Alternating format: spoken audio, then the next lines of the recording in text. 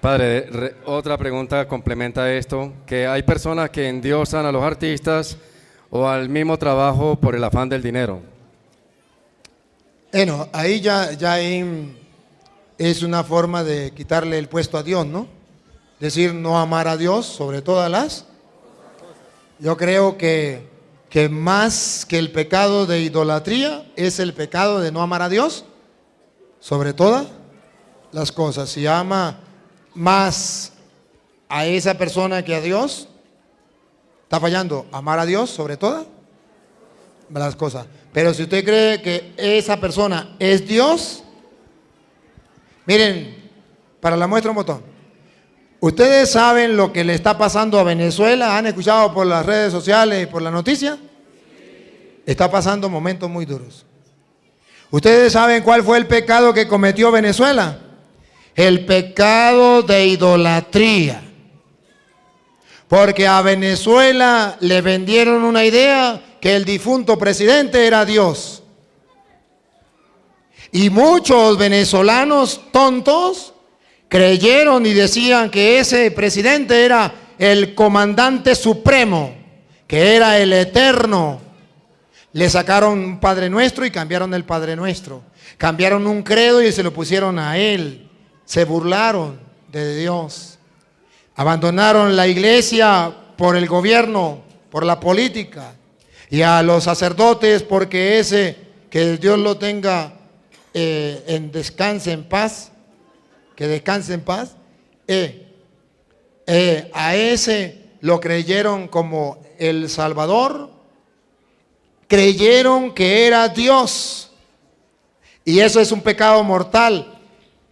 Y sepa el mundo entero, y como sacerdote del Dios Altísimo, y con el conocimiento que tengo de la palabra de Dios, y con la autoridad que Dios me ha dado a mí como sacerdote del Dios Altísimo, que el mundo entero sepa que hasta que Venezuela no reconozca el pecado de idolatría, de haber adorado a ese hombre, jamás se levantará.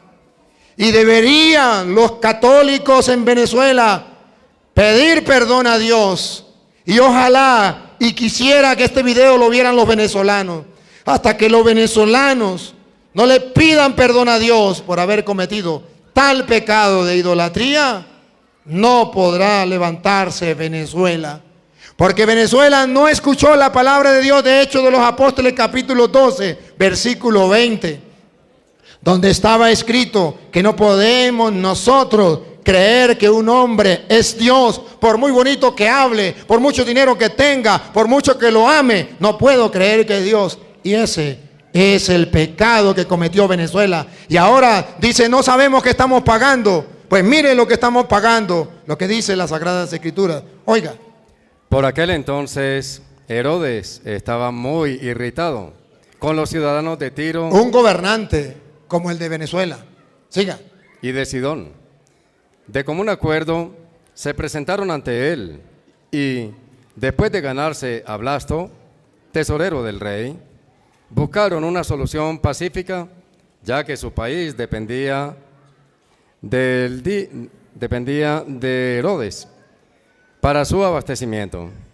El día señalado, Herodes, vestido con el manto real, se sentó en la tribuna y le dirigió la palabra. Como aquel que te conté, que lo que hacía era hablar por televisión y se encadenaba y le dirigía las parábolas al pueblo. Entonces el pueblo lo empezó a aclamar.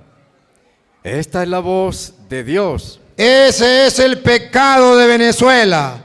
Cuando comenzó a clamar que lo que decía ese mortal, para la muestra un botón, ya se murió y lo enterraron, que lo que decía esa mortal era palabra de Dios. Y lo que estaba en la Biblia y lo que decían los sacerdotes no era palabra de Dios, sino lo que decía él. Repítalo, lo último. Entonces el pueblo empezó a aclamarlo, diciendo, esta es la voz de Dios, no de un hombre. No de un hombre, el supremo, el eterno.